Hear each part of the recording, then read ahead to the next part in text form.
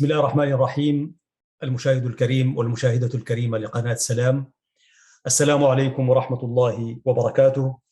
أسعد الله أوقاتكم بكل الخير والمحبة والسلام، وحييكم تحية الإسلام الخالدة، وتمنيا لكم أينما كنتم وأنتم تتابعون برامج وفقرات قناة سلام الإعلامية داخل الوطن الحبيب وخارجه. أتمنى لكم دوما الصحة والعافية.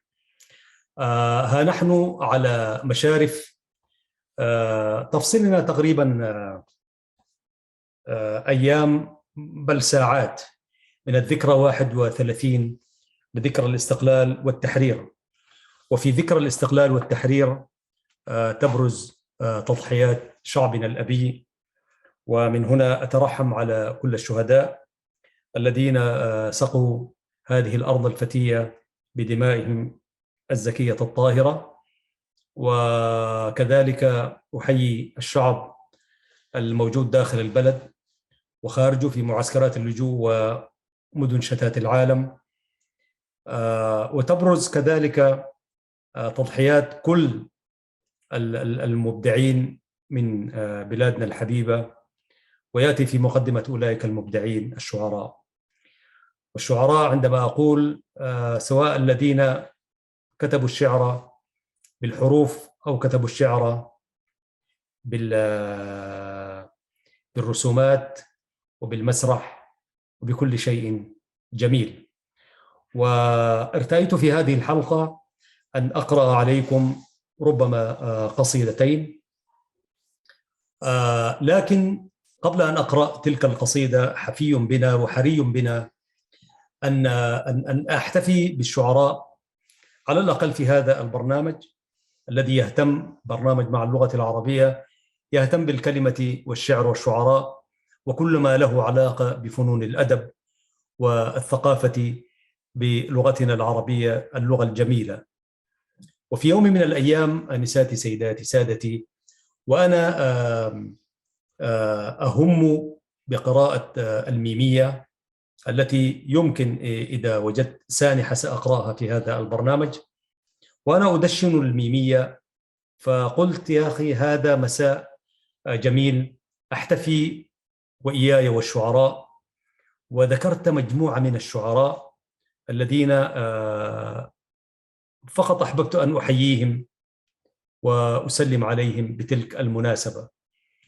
وأيضا في هذا اليوم وفي هذه المناسبة العظيمة، مناسبة الذكرى 31 لاستقلال البلاد وحريتها، على الرغم من كل ما يبدو من جراح وكل ما يبدو من سرقة معاني وقيم الحرية والاستقلال من أولئك الظالمين الذين يحكمون البلاد، على الرغم من ذلك يعني برضو في هذا البرنامج أحببت أن أحتفي مع أصدقائي الشعراء وأذكر أسماءهم وأذكر مناقب ما تسعفني به الذاكرة. هو صعب جدا عزيزي المشاهد أن تجد في الإسفير الإلكتروني إلا في دواوين الشعراء، وهي قليلة جدا بالنسبة للأدب المكتوب باللغة العربية في إريتريا، ولها أسباب كثيرة. وإذا ما دخلت إلى المكتبة الإلكترونية العامة فلن تجد ما يشفي غليلك من البحث عن أولئك الشعراء. ولحسن الحظ جمعتنا الأيام كغيري من الشعراء والأدباء إريتريا وخارج إريتريا، جمعتني بهم أيام، ومن جمعتني بهم عندي له ذكريات، وسأجتهد مستعينا بالله أن أتحدث ولو بالشيء القليل عن أولئك. ويأتي في مقدمة أسماء أولئك الشعراء الكبار الإريتريين الذين يعني وشحوا الوطن بالكلمات الزاهيات الطيبات الجميلات، ويعني ألبسوا وجه الوطن تلك الحلة النقية البهية. يأتي في مقدمة أولئك الشعراء الشاعر الكبير الأستاذ محمد عثمان كجراي رحمه الله. والأستاذ محمد عثمان كجراي كان يتماهى بين القطرين إريتريا والسودان، ولذلك نحن نقول هذه حدود وهمية استعمارية، لكن ما علينا إلا أن نحترم الواقع الموجود. لكن حقيقة الشعراء لا ينتمون إلى قطر، يعني زي ما قال العقاد رحمة الله عليه: خذوا دنياكم هذه فدنيواتنا كثر، في قصيدة شذا زهر ولا زهر فأين الظل والنهر. فقال خذوا دنياكم هذه لكل البشر، قال لهم شيلوا دنياكم هذه فدنيواتنا كثر. وفعلا دنيوات الشعراء هي كثيرة، يعني الشاعر يعيش ويشوف عالم والله لا يمكن تخيله حتى بأحدث أدوات التخيل والتوقع. الشعراء ديل عندهم عالم لوحدهم. والأستاذ محمد عثمان كجراي جمعتني به إريتريا، وجمعتني به أمسية شعرية مقدرة عقدناها عندما كنا طلبة للعلم في جامعة درمان الإسلامية. ساعتها كنت العبد لله رئيس أبناء مدينة كسلة، والوقت ذاك طبعا كان أبناء مديرية كسلة في جامعة درمان الإسلامية، فكنت رئيس الاتحاد. وفي تلك الفترة عقدنا أمسية شعرية في مدرسة كسل الأهلية ضمن النشاط الثقافي اللي يعملوه الطلبة العائدون من الجامعة في الإجازة، فبيعملوا أنشطة وهكذا. فعقدنا أمسية شعرية شارك فيها الأستاذ محمد عثمان كجراي. أول مرة أرى ذلك الشاعر العملاق الكبير، وهو طبعا مؤسس مدرسة أبولو وله أقدام راسخة في الشعر العربي السوداني. وفي إريتريا يمثل أيضا هو القمة الكبرى في الشعر العربي المكتوب باللغة العربية في إريتريا. أنا كنت مقدم الأمسية الشعرية، والوقت ذاك يعني قاعد نتلمس طريقنا للشعر، لسه ما قلنا الشعر. فقدمت وقدم جملة من قصائده محمد عثمان كجراي، وهو مربي جليل أصلا مهنة التعليم، ويشهدوا له طلاب مدرسة عواض مسفري عندما كان رئيسا أو مديرا للمدرسة. يعني كانت المدرسة عبارة عن خلية إريترية يعني. وعواض مسفري في كسلة، يعني الناس ماخذين راحتهم في الاجتماعات والتكتلات السياسية والاجتماعات. يعني الأستاذ كجراي قال لهم خذوا راحتكم، على الرغم من أنه الأستاذ كجراي وهنا أحيي والله زميلي وأخي وعزيزي زميل الدراسة إدريس محمد الحسن كجراي، وهو طبعا عمه الشاعر عم الأستاذ إدريس، والأستاذ إدريس هو موظف في وزارة الداخلية السودانية. وحييه وهو من أصدقاء طلاب مدرسته الشريفة. كان صديقا حميما عزيزا وفيا مخلصا، وكنت أبادله ذلك الشعور، ولا زال الوصل بيننا قائم، ولكن ليس بذلك بالمستوى الذي ينبغي أن يكون. ومن هنا أعتذر إلى أخونا وأستاذنا إدريس محمد الحسن كجراي. فالشاعر محمد عثمان كجراي قدم شعرا جميلا، وكانت أمسية رائعة. بعد ذلك التقينا في أسمرة 91، وأستاذ محمد عثمان كجراي كتب أجمل قصائده، على الرغم أنه كتب أجمل قصائد في السودان للسودان وللمدارس السودانية باتجاهات الفكرية الأدبية، ولكن في إريتريا أبلى بلاء حسن، وله عدد من دواوين الشعر. والأستاذ محمد عثمان كجراي عاد بعد زمن طويل إلى التدريس، حيث كان مديرا لمدرسة الجالية العربية لفترة قصيرة جدا، وعمل صحفيا كذلك في صحيفة إريتريا الحديثة. كان يحرر فيها المقالات، ولكن هل وجد مكانته التي ينبغي أن يكون فيها؟ لا، لم يجد مكانته المستحقة، حيث والله أحيانا كان يكلف بكتابة تقارير وزيارة، وده يورينا شكل من أشكال الغباء السياسي والغباء الإداري الذي كان في إريتريا ولا يزال مع الأسف الشديد. فكان يكلف بكتابة تقارير وأعمال ميدانية، وهو رجل طاعن في السن يعني. ف وبعد ذلك يعني قضى في إريتريا ردحا من الزمن. ولا أنسى، إن أنسى لا أنسى المشاركة معه في سينما أسمرة، كانت أمسية برضو أيام الاستفتاء، فبرضو شاركت في الإلقاء الشعري في تقديم قصائد. ساعتها كنت خلاص بديت أكتب، لكن كانت أمسية مميزة أن تشارك وأنت شاعر لسه يعني تقتفي أثر الشعر وكده، مع قامة شعرية كبيرة الأستاذ محمد عثمان كجراي. كانت تشجعنا كثير طبعا. لا أنسى تلك الأمسية. الشاعر كجراي كان يتمتع بمدرسة أدبية متميزة خاصة، مفرداته تعرفها أنت أول ما تقرأ شعره على طول تبرز شخصية كجراي. وكان مما يصرح به لي أنه كان، وأنا أسأل الله أن يرحمه ويغفر له إن شاء الله ويدخله الجنة، كان يعجب بأدائي في الشعر، يعني الحق يقال. فكان يقول لي يا أخي أنا يعني استمخ لما أسمعك وأنت تقرأ، سواء كان شعرك أو شعر الآخرين. وكان يقول لي أقرأ لي من الشعر، من شعره هو ذاته، لما نكون قاعدين لوحدنا في وزارة الإعلام. الأستاذ محمد عثمان كجراي له الرحمة والمغفرة، كان من الشعراء الذين كتبوا عن إريتريا حتى لو جاء في الزمن المتأخر. هذا شاعر مجيد رحمة الله عليه.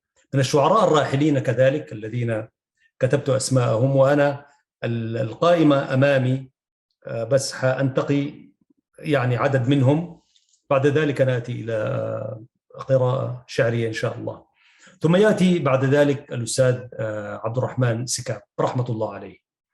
عبد الرحمن سكاب هو يعتبر المدرسة المعتقة، مدرسة الشعر العربي على المستوى العربي والعالمي. برضو الأستاذ كجراي كان هكذا رحمة الله عليه. فهؤلاء الشاعرين الاثنين أنا أقدر أقول إنه هم كسروا الحواجز الحدودية عن جدارة واقتدار، ويشاركهم شعراء آخرون، وإن كان الحدود هذه لا نؤمن بها. لكن إنداح الأستاذ محمد عثمان أستاذ سكاب رحمة الله عليه، وكنا قد قدمنا عنه حلقات في هذه القناة المباركة. الأستاذ سكاب طبعا سكب عمرا طويلا من حياته في اليمن، فعرف هناك الشاعر العربي الإريتري الكبير، وكتب من أجمل قصائد وقصائد عصماء. وكان يعني رجل يعني، وسبحان الله معظم الشعراء لهم علاقة بمجال التربية والتعليم كما سنرى. ولذلك الشاعر سكاب أنا التقيته لفترة محددة بعد التحرير في العاصمة الإريترية أسمرة، ورجل محترم، رجل هادئ مثقف، لا يتحدث كثيرا ويستمع، وكان رجل شوي متقدم في العمر ساعتها، فله الرحمة والمغفرة. وتبرز كل قصائده مشكاة وهو يتحدث عن الحرية. فأحببت أن أحييه لأنه من الشعراء الذين كتبوا عن إريتريا وأبدعوا فيها، وحتى لو لم تكن كتاباته كثيرة عن إريتريا، لكنه كان رجلا عالميا ورجلا إنسانيا، والذي كتبه عن إريتريا دوما يشار له بالبنان. ثم يأتي بعد ذلك من الشعراء الذين رصدتهم الشاعر الكبير الأستاذ بابكر عوض الكريم رحمة الله عليه. بابكر عوض الكريم أيضا انداح بين إريتريا والسودان، وكان حبه مناصفة يعني لهذين القطرين بالحدود الموجودة الآن. صحفي متمرس تربوي قدير، باحث في التراث وفي الآثار، وكذلك هو رجل لغوي من الدرجة الأولى. أما في الشعر فتحدثنا عنه كثير، رحم الله الأستاذ بابكر عوض الكريم. كانت تربطني ب رباط علاقات خاصة متميزة، يبادلني الإحساس والمشاعر والاحترام، له الرحمة والمغفرة. ونحن إن شاء الله مع كل ذكرى بمرور وفاته إن شاء الله سنتحدث عنه. ويعتبر الأستاذ بابكر عوض الكريم من الشاعرين الكبيرين يعني يبزهم في أنه كتب عن إريتريا كثير، يعني كثير، وعاش في إريتريا، على الرغم أنه الأستاذ كجراي أيضا عاش، لكنه كان كثير الترداد الأستاذ بابكر، وكتب كثير بالدارجي وبالفصحى، وكان متيما وقتيل الجندي الإريتري. كان يعظم هذا الجندي ويقول إنه يعني إنه يكن له كل تقدير لدوره وما قدمه من أجل الوطن.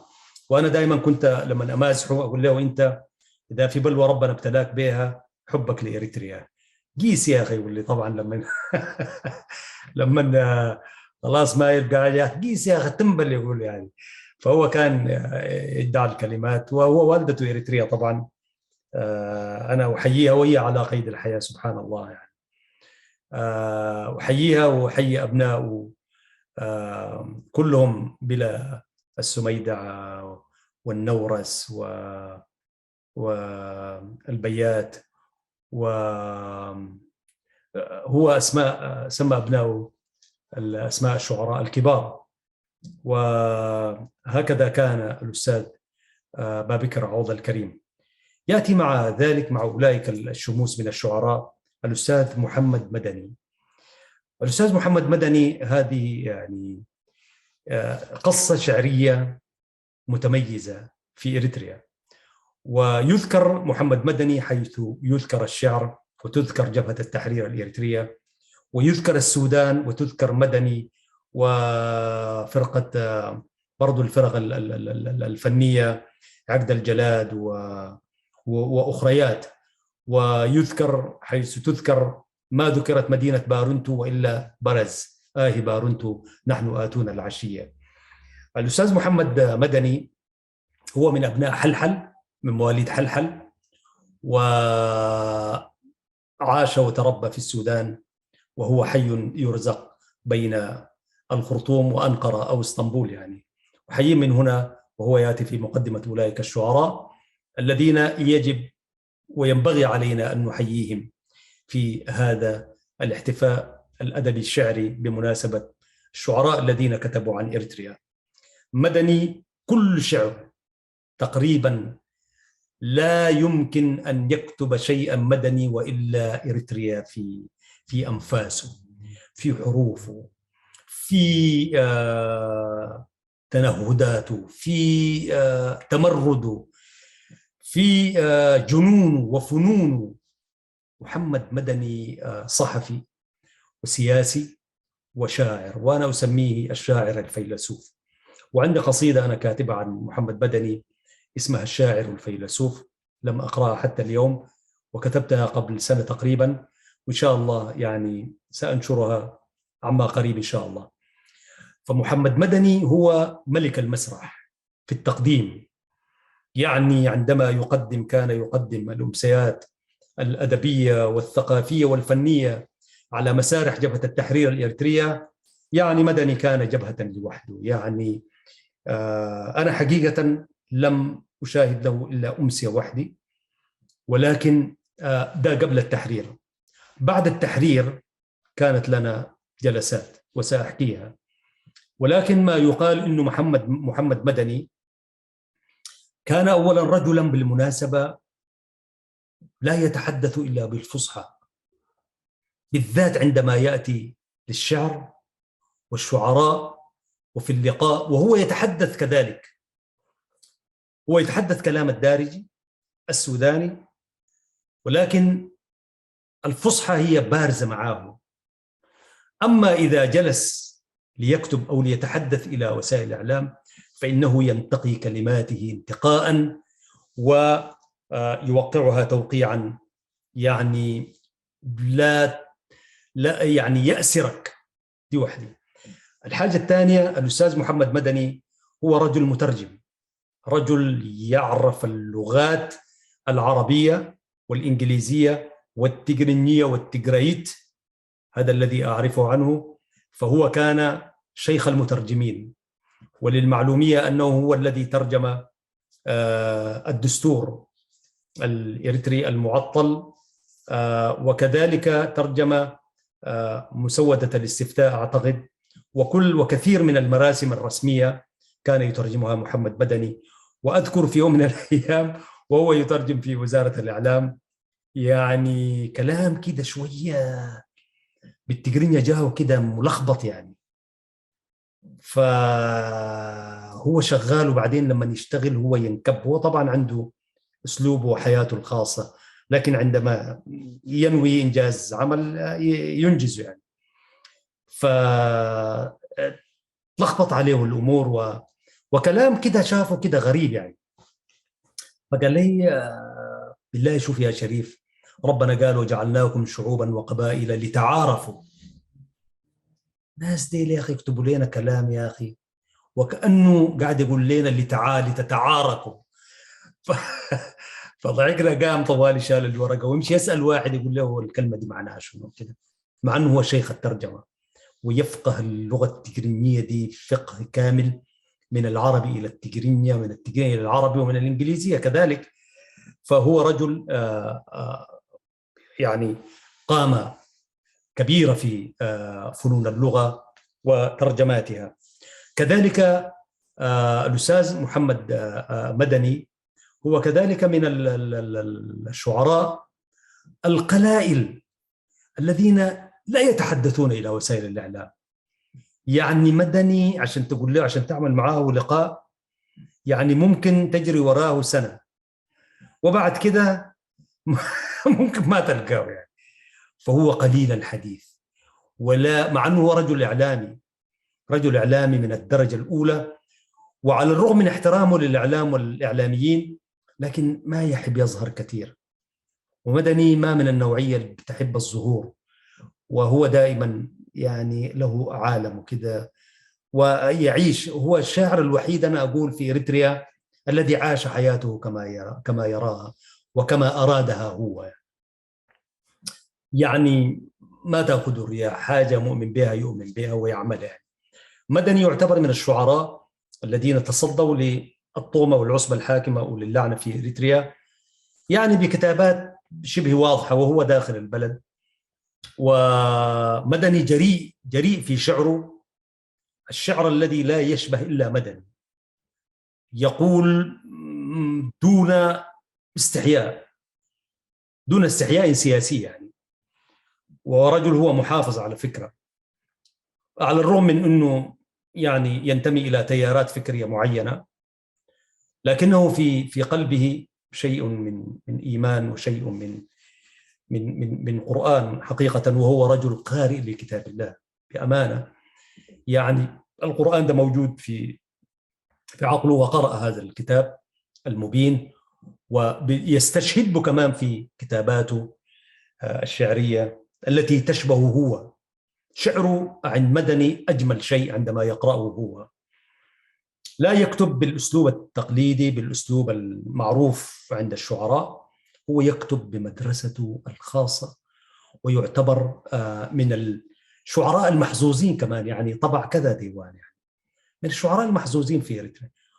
ولو كانت أحيلت مسألة الطباعة لمحمد مدني أن يطبع شعره بنفسه ما كان طبع ولا صفحة واحدة، لكن ربنا سخر له عبادا من عباده فيتكالبوه من هنا وهناك ويقولوا له كده، فيظهر كل مرة ديوان للشاعر الكبير مدني. وهنا أنا أحييه. مدني لا زال حتى اليوم يعني يكتب بذات النفس وتلك الرؤية وتلك القناعة. طبعا مدني هو خريج جبهة التحرير الإريترية، جبهة التحرير الإريترية، ويعتبر من كوادرها ومن منظريها ومن الذين تصدوا لفكرها كمان. يعني تصدوا لفكرها يعني دافعوا عن فكرها، تصدوا لأي فكر يعارض رؤية جبهة التحرير. وهكذا هو حتى اليوم، وإن كان لا يبدو في خيمة سياسية معينة، فهو ينداح في تاريخه، تاريخ الجبهة وتاريخ الحركة الثقافية الطلابية العمالية الثورية. هذا محمد مدني، أحييه من هنا تحية عاطرة خاصة. كذلك من الشعراء الذين ينبغي أن نقف عندهم في هذه الأمسية الخاصة الشاعر الكبير الراحل المقيم أحمد سعد. أحمد سعد يعتبر أول من طوع الكلمة البسيطة الخفيفة، طوع للقضية الإريترية. لا يدانيه ولا يشاركه أحد من أولئك الشعراء الذين ذكرتهم والذين لم تسعفني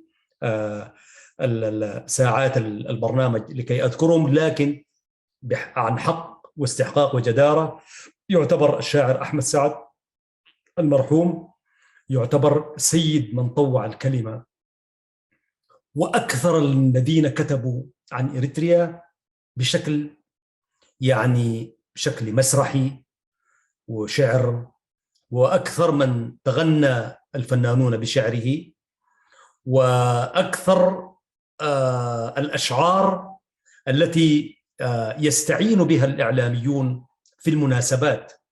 يعني أنت مثلا في الغالب، وأنا كنت بقدم برامج كثيرة أو مناسبات كثيرة داخل الوطن، في المناسبات الوطنية الكبرى سواء كان في المنابر المغلقة أو في المسارح المفتوحة، حقيقة أنا كنت بستعين بكلمات من كلمات الشاعر أحمد سعد، لأن كلمات أحمد سعد هي محفوظة لدى الجمهور.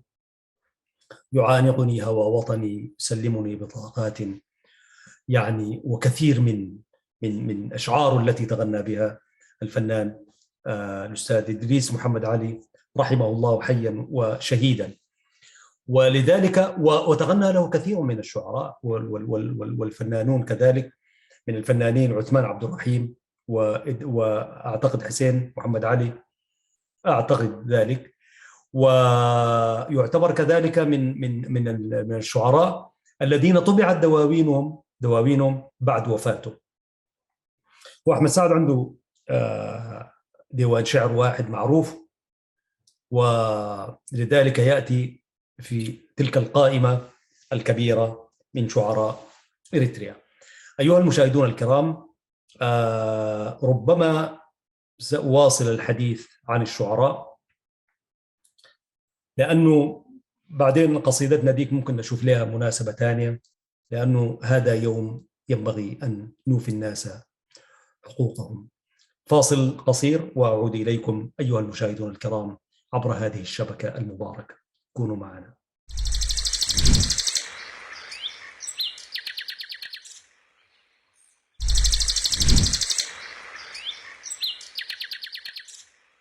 المشاهدون الكرام، وعدنا إليكم بفضل الله وحمده وشكره وعنايته. لا نزال معكم مشاهدينا الكرام في هذه الحلقة الخاصة التي ارتأيت فيها أن أتحدث عن الشعراء الذين كتبوا عن إريتريا من شعراء إريتريا، وبمناسبة الذكرى 31 لذكرى الاستقلال والتحرير الذي تفصيلنا بينه ساعات. وتوفي الشاعر أحمد سعد. كنت أتحدث عن الشاعر أحمد سعد رحمة الله عليه إثر حادث مرور في الجماهيرية الليبية، وهو من خريجي ليبيا. أحمد سعد طبعا نحن ما شفناه، لكننا والله استفدنا من شعره وقرأنا وتخرجنا من هذه المدرسة. أحمد سعد كتب مسرحيات شعرية كثيرة. أحمد سعد كذلك يعتبر من الشعراء القلائل الذين يمكن أن تقرأ قصائدهم في كل العصور وكل الأزمنة. أحمد سعد تمسك دفتر كتاب أحمد سعد، أنا ما تسعفني الذاكرة الهسي إنه ديوان شعره عاشق إريتريا، أعتقد إن لم أكن مخطئا. تفتح ديوان شعر عاشق إريتريا، والله تقرأ وكأنه يكتب لهذا الزمن الرديء الذي نعيشه. هذا الزمن ليس رداءة في نفسية ذلك الزمن، ولكن من عجائب من تؤثر علينا إداراتهم وحكمهم وكذا، ولذلك نرمي ذلك على الزمن البريء ولذلك أحمد سعد هو رجل متجدد مع الأحداث، وشعره دائما هو باقي، زي ما قال أنا باقي هنا أرضي هنا تاريخ أجدادي، وهكذا في شعره الجميل. والله هو باقي كما قال، على الرغم أنه توفى منذ زمن بعيد، قبل الاستقلال ربما ب10 سنين أو 15 عام.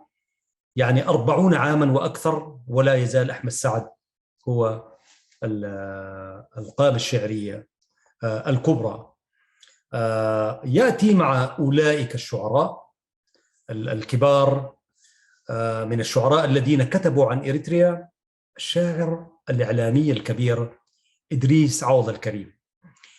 الأستاذ الشاعر إدريس عوض الكريم رحمة الله عليه هو سوداني وإريتري في نفس الوقت، وهو كان متزوج من امرأة إريترية وأنجب منها، ويعني نقدر نقول نصف عمره كان كله في إريتريا، وهو الرجل المثقف اللغوي الصحفي الشاعر والباحث والكاتب.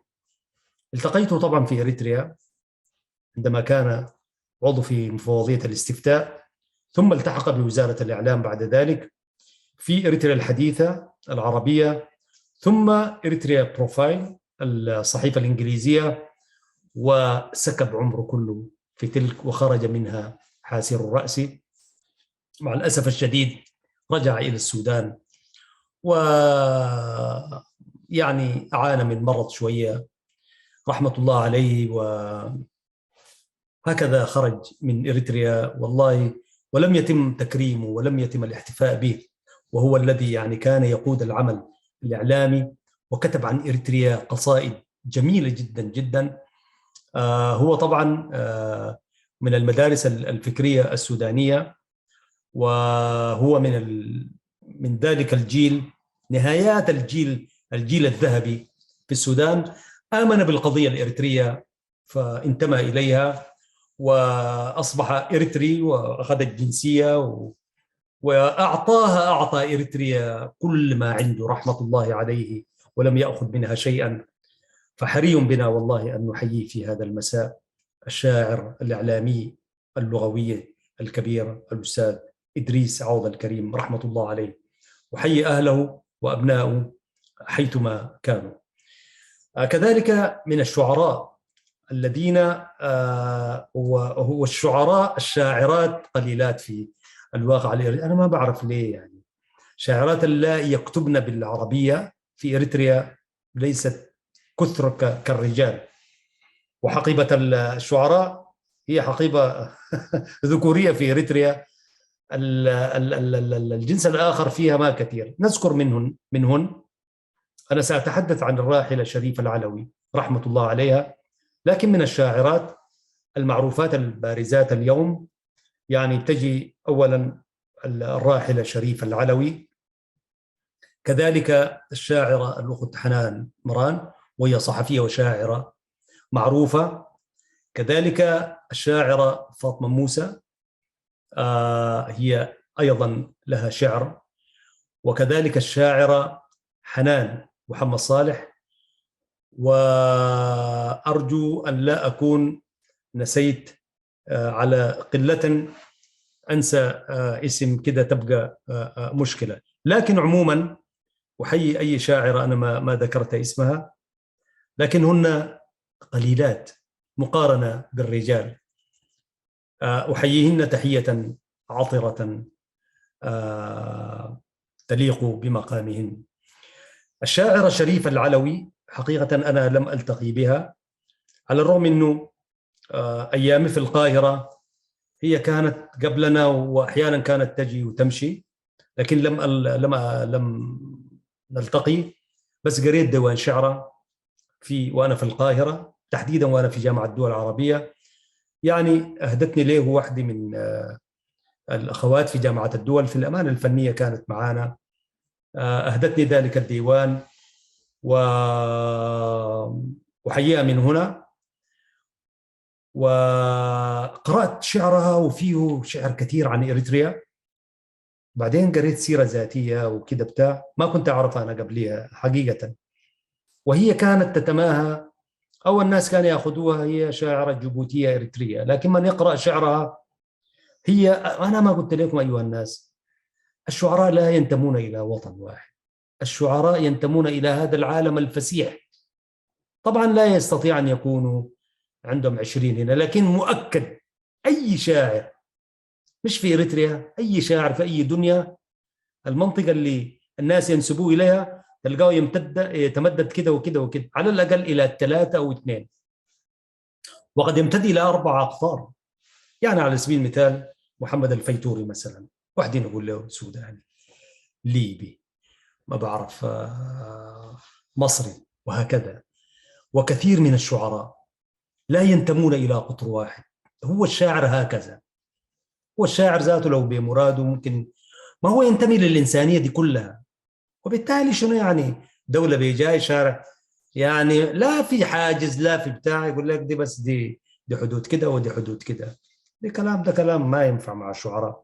لذلك كانت الشاعرة شريفة العلوي طبيعي جدا أن تنتمي إلى جيبوتي وإريتريا، وكتبت من أشعار جميلة وأشعار معبرة. وكان برضو ما تتميز به الأستاذة شريفة العلوي، كان عندها فن الأداء، فن إلقاء الشعر. وفن الأداء بحد ذاته هو موهبة لا يلقاها كل شاعر بالمناسبة. كبار الشعراء تلاقيهم ما عارف، كان يعني تقول بالله معقول هذا الشاعر ده هو شعره جيد، لكن لا يستطيع أن يلقي شعره إلقاء جيدا. ويأتي في مقدمة أولئك أحمد شوقي أمير الشعراء. أمير الشعراء على الرغم من شاعريته وهو أمير الشعراء، أداء مقارنة بحافظ إبراهيم. حافظ إبراهيم كان رجل أداء جميل ويأسرك ويقنع وهكذا، نحن ما عاصرناه. لذلك كانت شريفة العلوي من الشعراء الذين يجيدون فن الأداء والإلقاء الجيد يعني.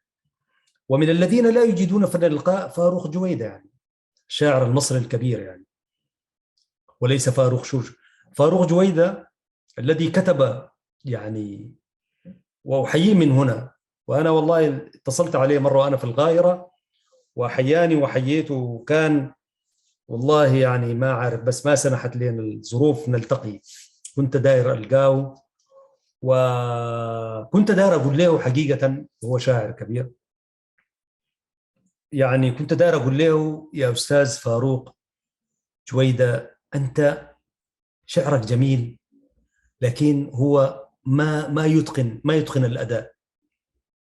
يعني شعره إذا قريته من شاعر آخر أو قراه لك عنده فن الأداء وفن الإلقاء، بتلقى الشعر جويدة ده تقول يا أخي يا ريته ما يقرأ شعره. وحقيقة لو كنت التقيت به كنت حقول له والله يا أستاذ فاروق لا تقرأ شعرك من فضلك، أدي لأي زول يقرأ لك. ولو كان تكرم إلي وقال لي أقرأ كنت حأقرأ له والله. والحمد لله أنا لا أدعي، ولكن الحمد لله يعني بشهادة الناس الذين، أنا شهادة الأستاذ كجراي تكفيني والله إنه أنت تؤدي شعرك. وبالمناسبة دي أنا أحكي لكم موقف كده قبل أيام. كنت مع واحد من الزملاء التقيه لصالح إذاعة إرنا الدولية، وهو الأستاذ، أنا خليني أقول اسمه الدكتور عمر زرآي، أحييه لأول مرة ألتقيه لأن أجري معه مقابلة، على الرغم من أنه التواصل بيننا قائم، يعني أجيهم مرة في قناة الحوار وهكذا.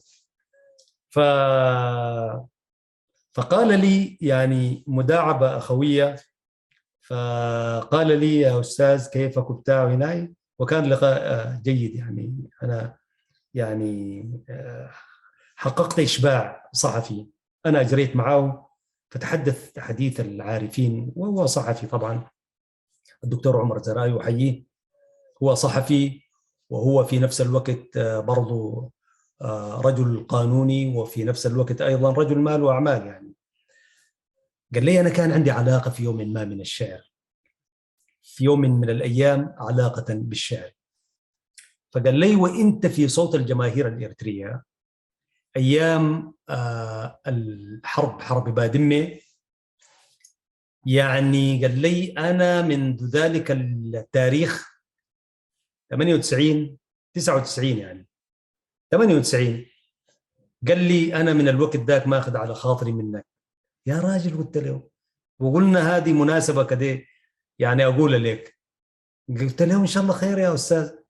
قال لي أنا كنت براسلكم وأنتم في صوت الجماهير دكتور عمر، فكنت بتقرأ مساهمات المستمعين، والوقت ده كنت مولع بفن الشعر وكده، فقمت كتبت محاولة وقمت رسلت ليكم يعني. لما رسلت ليكم هي كانت في مجموعة مشاركات، قمت قال لي هو دي أنا كشهادة قاعد أقدمها يعني، هو الشيء بالشيء يذكر. قال قريت لي قصيدتي كده على سريع كده خفيف، وفت ودخلت في حاجة تانية. فقلت يا أخي ماله يا أخي، ليه الأستاذ ده بيعمل كده في قصيدتي؟ ليه ما يقراها زي ما يقرا قصايده يعني؟ فقلت له يا أخي أنت يعني تعترف إنه أنا بقرا قصايد؟ قال لي جدا تقرا قصايدك كويس يعني. فقال لي أنا من الوقت ذاك زعلان منك وحبيت أقولها لك بشكل مداعبة يعني. قلت له يا دكتور ما حرام عليك تزعل مننا أكثر من كم 20 سنة. فعفى الله عما سلف وكده يعني. فله التحية من هنا. أنا حبيت أقول الشهادة دي، وفي تعليقات كثير من الناس يقول لي يا أخي أنت بتقرأ شعر كويس، وأنا مش شعري والله أي شعر، ربما حالة الحرب دي كانت خلتنا شوية نقرأ بشكل سريع، وكانت حالة استثنائية غير طبيعية حقيقة يعني. فأحيي الدكتور عمر الزرقاي. بالعودة إلى فاروق جويدة، هو ما يقرأ شعره كويس يعني، ما عنده ملكة القراءة، لكن هو شاعر مجيد. يعني لما يقول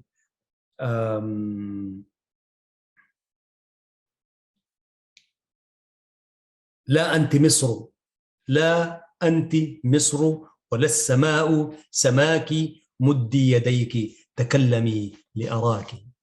تحدث عن الحالة المصرية بعد ثورة 24 يناير، فيقول لا أنت مصر ولا السماء سماك، مدي يديك تكلمي لأراك. إن شاء الله يوم كده نجي نقرأ من شعر جويدة، وشاعر مجيد وحيي من هنا. شريف العلوي رحمة الله عليها كانت على العكس، تجيد فن الأداء، ومن تطلع استمع إليها في فيديوهاتها وكده يجد ذلك حقيقة. تميز الشاعرة الكبيرة شريف العلوي. شريف العلوي راحت طبعا في عمرها ما في شك، لكنها راحت شابة، مأسوفا على رحيلها، اللهم اغفر لها وارحمها وأكرم نزلها. وكانت امرأة تمثل كل النساء يعني. شريفة دي كأنها كانت يعني فعلا هي تتحدث بصوت المرأة الإريترية الجيبوتية. ونحن يهمنا هنا إريتريا، على الرغم من أن هذه الحدود كما قلت هي حدود واحدة.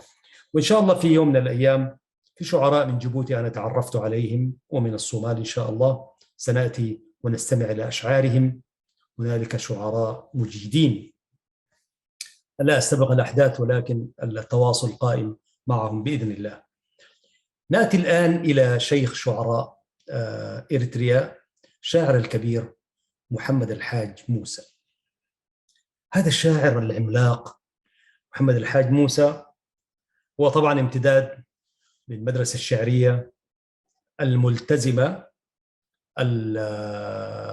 التي تلتزم بالقوافي، وفي واحد كان بيسمونا الشعراء الكلاسيكيين. أنا العبد لله وحضرته، والأستاذ عبد الله عمر كرام الذي سأتحدث عنه بعد قليل كذلك.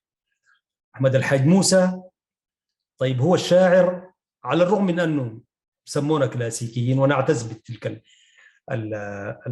بذلك المسمى، لكن محمد الحاج موسى كتب في كل الفنون.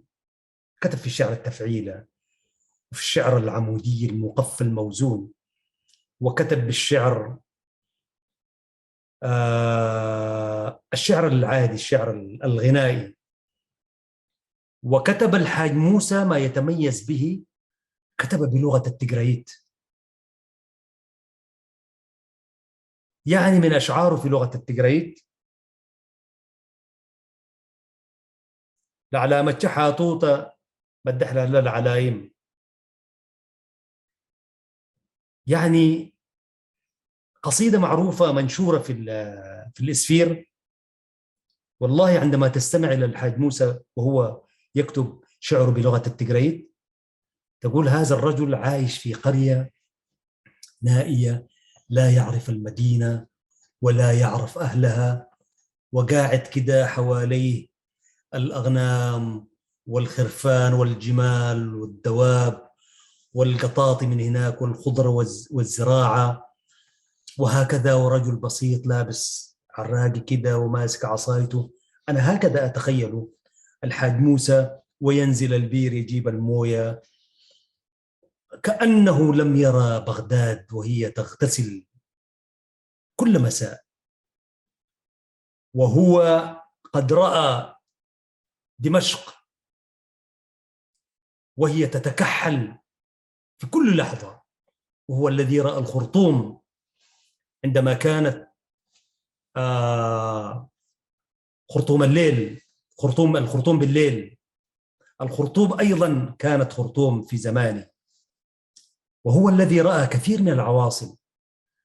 وعندما يكتب الشعر العربي الفصيح كأنه ذلك النهر الذي لا يشبه إلا العراق وشعراء العراق، شامخ في شعره الفصيح القوي، ولين جميل في الشعر الخفيف العادي. قصائد، من الذي لا يحفظ كل التواريخ؟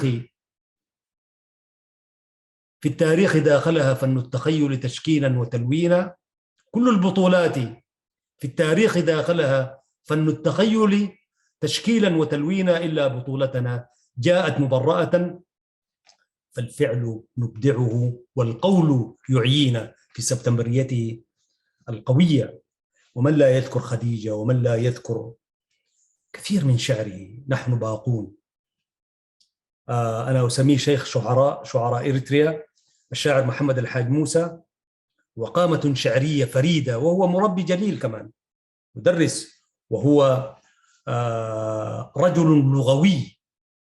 يعني عنده، أنا أزعم فأقول هذا الرجل سيفاجئ الأمة ذات يوم بشعر إنجليزي، لا أقول فصيح ولا أقول مبين، لأن البيان، لغة البيان هي اللغة العربية، وأنزل الله سبحانه وتعالى كتابه بلسان عربي مبين. والعلماء قالوا ما في لغة في الدنيا تقول عليها مبينة غير اللغة العربية. لكن الأستاذ محمد الحاج موسى رجل يجيد هذه اللغة الإنجليزية إجادة، وأظن أنه يكتب بها، لكنه لا يود أن يكون أعجميا فيما ينشر. هو عربي فصيح، عربي يعني يهزك هزة. وأنا هو تطارحنا وكتبنا وشيئا من ذلك. وهو ملك المسرح في التقديم، وهو رجل إذاعي يعني قوي. كان في بغداد وكان في السودان. أحييه حيث يقيم في البلد الحبيب، وأقول له كل عام وأنت بخير أستاذنا محمد الحاج موسى. ورجل فكاهي، ورجل مرح، رجل لا تشغل هذه الدنيا، تمشي زي ما دار تمشي، ورجل متصالح مع نفسه وذاته، يعيش من أجل هذه الكلمة، وهو يستمع لك كده وعنده ضحكة جميلة. محمد الحاج وسميع، لا ممكن يستمع لك ساعة يسكت كده، تقول له ما تتكلم، يقول لك أقول شنو يعني. وإذا ما أطلقت له العنان وقل له يا أخي تحدث بس بتاع، فهو يعني المرح والثقافة والدعابة، وفي نفس الوقت مقتنز بالعلم والمعرفة. وأحييه والله، هو شيخ الشعراء، وكنت لا أتقدم صفه أبدا حيثما التقينا، وكثيرا ما قرأنا مع بعض أنا وهو العزيز الكريم والأستاذ عبد الله عمر كرام. أحييه، التقينا كثير، ولكن لا يمكن أقول له أنت شيخنا تفضل يعني. كان يكبر ذلك الاحترام، وأنا والله هذا هو احترام يستحقه عن جدارة، ويقول ويبادلني ذلك الاحترام، أشكره على ذلك. ولذلك يعني كان رجل والله حقيقة، أنا الشاعر إذا طلب مني وقالوا لي يا أخي أي روح ينبغي أن يكون عليها كل الشعراء في الدنيا، روح ومعاملة وهكذا، أنا أقول والله محمد الحاج موسى. محمد الحاج موسى رجل مسالم أصلا، لا يمكن يعني عندما دار تحاول تستفزه وتزعله وكده بيديك ضحكة كده، يعني أنت ذاتك تحتار. كل الشعراء الذين أنا التقيتهم يعني عندهم كده وكده، يعني ابتداء من نفسي الشخص الضعيف عندنا جنون كده، يعني زعل وغضب وحاجات كده فيه كثير يعني. إلا الحاج موسى أزعم فأقول هذا الرجل ما أظن يزعل أبدا يعني، ورجل. ولذلك هذه هي النفس الشاعرية الحقة، أنا بقول هكذا يعني. أنا لا أقول إنه هو رجل كده بس عايش إن أحسن وأحسنت، لا هو عنده آراء وأفكار وكده، لكن أنا قصدي في السلوك والتعامل الشخصي مع الناس. يعني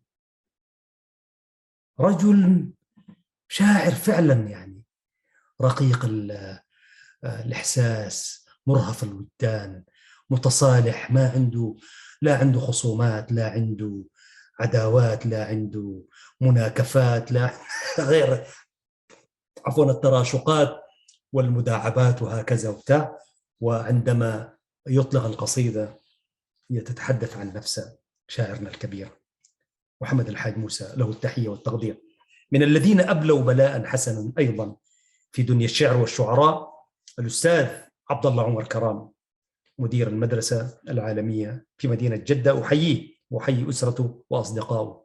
جمعتنا به إريتريا، وأول بيت أنا قرأت له ولفت انتباهي قصيدته: صمدنا عزمنا أتينا الديار، تركنا العدو يولي الفرار، فمنهم جريح ومنهم قتيل ومنهم جبان يثير الغبار، ومن أسمر قد قرأنا انتصارا، فكان جوابا يريح الثوار، وكان جوابا لشعب أبي تحدى ايش ما اعرف القرار، الى اخر القصيده الجميله. انا قريتها قبل ما اشوفه، بعدين والتقينا في الاماسي، والتقينا في العمل الاعلامي، واجريت معه كثير من المقابلات، حيث كان في قسم المناهج وكان يعني عفوا في القاشبركه مديرا لمدارس التعليم او لوزاره التعليم فرع اقليم القاشبركه. الان هو في المملكه العربيه السعوديه. احييه، وهو شاعر مفلق، حيث هو خريج المدرسه العراقيه الحاج موسى، وشخصه الكريم. وكذلك اشك انه برضه يكتب بالتقريت، لكن يعني هو رجل عروبي، وطبعا هو عندما يتحدث لغه التقريت لغه بركه يعني المعروفه، وانساب الشعر منه الى ابنه. واحييه، مره شفته بيقرا شعر ما في شك انه هذا الشبل سيكون من ذاك الاسد وسيتحفنا في يوم من الايام، ما في شك. احييه. الاستاذ عبد الله عمر كرام يكتب بالشعر العربي الفصيح المقفى الموزون، شعر الرجال زي ما كان بيسموه يسميه استاذنا فراج الطيب السراج. ويكتب كذلك بالشعر شعر التفعيله، وهو مجيد في كل شيء. له اسلوب في الاداء، اسلوب جيد، يعني برضو له فن الاداء الآسر، ويوقع الكلام توقيع، وقصائده معروفة، ومشاركاته كثيرة سواء كان داخل البلد أو خارجه. أحييه، وإن شاء الله نقرأ له ديوانه الشعري. الحاج موسى طبعا طبع له ديوان اللي هو مهرجان الأفراح، برضو يعتبر الطباعة كانت لا تشبه الشاعر وشعره وهكذا، لكن برضو شيء أفضل من لا شيء. لكن الحاج موسى ينبغي أن يطبع ديوانه بما يشبه ذلك الشاعر العملاق الكبير. الأستاذ عبد الله عمر كرام كذلك هو من الشعراء الكبار، وإن شاء الله نرى ديوانه. هو رجل مربي ورجل محترم في علاقاته مع الناس، وبرضو من الناس الذين نقدرهم ويقدروننا ونجلهم ويجلون كل من هو جميل. أختم حديثي أخيرا بالشاعر الذي رحل، الإعلامي الكبير الذي كتب عن إريتريا كثير، الشاعر الكبير أستاذنا وحبيبنا عبد الحكيم محمود الشيخ. عبد الحكيم محمود الشيخ ولآل الشيخ جميعا هو شقيق الأستاذ محمد مدني، توفي في العاصمة الإريترية أسمرة. عبد الحكيم محمود كان يكتب بشعر التفعيلة، لكن شعر يعني فيه جرس موسيقي كده، يعني حقيقة يعني يأسرك ويخليك طبعا تدوزن، تبحث عن دوزنات تشبه عبد الحكيم، زي ما قال أحتاج دوزنة شيخنا محمد مدني فيلسوف الشعر والشعراء. فعبد الحكيم محمود الشيخ كان صحفيا وشاعرا مجيدا. الصحيح أنا ما قريت له قصيدة يعني موزونة على نسق الخليل بن أحمد الفراهيدي، لكن شعره فيه جرس موسيقي جميل، ويكتب بالمدارس بالأساليب الجديدة، شعر التفعيلة يعني. وكتب كثير عن الجند الإريتري بالذات، وعن القضية الإريترية، وعن المستقبل، وعن التساؤلات. راح مبكرا أسوفا عليه، له الرحمة والبركة. ولأخونا وحبيبنا شقيقنا عمار محمود الشيخ أيضا كانت له محاولات في الشعر، محاولات بمعنى كان مقلا في الشعر، وطبعا لأنه برضه توفي قبل الشاعر عبد الحكيم محمود الشيخ، يعني رحل عاجلا. لكن عنده يعني قصيدته المشهورة أنت شجرت السماء، وطبعا كنا نقيف عندها كثير. لكن أعتقد أنه لو امتد به العمر كان حيكتب، كان رجلا لغويا ما في شك. عمار محمود الشيخ حتى لما يونس معك برضو بتحس إنه، والتقينا وياه واشتغلنا، بس كانت فترة بتاع شهور، فلم أحتك به، لم أعرفه جيدا كما عرفت مدني وعبد الحكيم محمود الشيخ. هذه الأسرة، أسرة آل المحمود رحمة الله على عمنا محمود الشيخ، هي أسرة مبدعة وفنية، فنانة يعني. ولذلك يتقدمهم مدني، ثم يأتي عبد الحكيم، ثم عمار. ولعمار كان عنده جولات وصولات في العمل الإعلامي وكذلك في الشعر. سأكتفي بهذا القدر لأن الزمن داهمنا، ولكن أمامي والله عدد من الشعراء.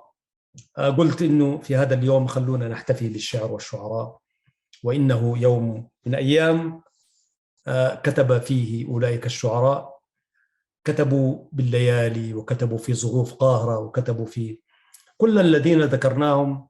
ما كان يكتبوا قصائدهم في الفنادق والنجوم الثلاثة نجوم والأربعة نجوم، جزء منهم كان يكتبوا تحت الأشجار وفي المنافي وفي معسكرات اللجوء وفي المدن.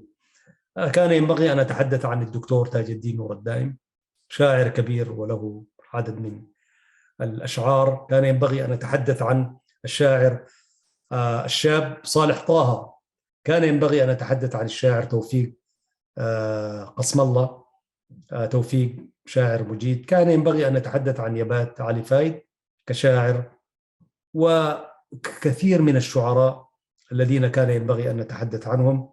ولكن لكل برنامج زمنه، ولكل حلقة نهايته.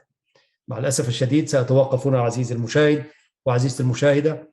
التقيتكم من قناة سلام الإعلامية في برنامج خاص عن ذكرى الاستقلال في الذكرى 31. رحم الله الشعراء، وحفظ الله الشعراء الباقين على قيد الحياة، الشاعرات والشعراء.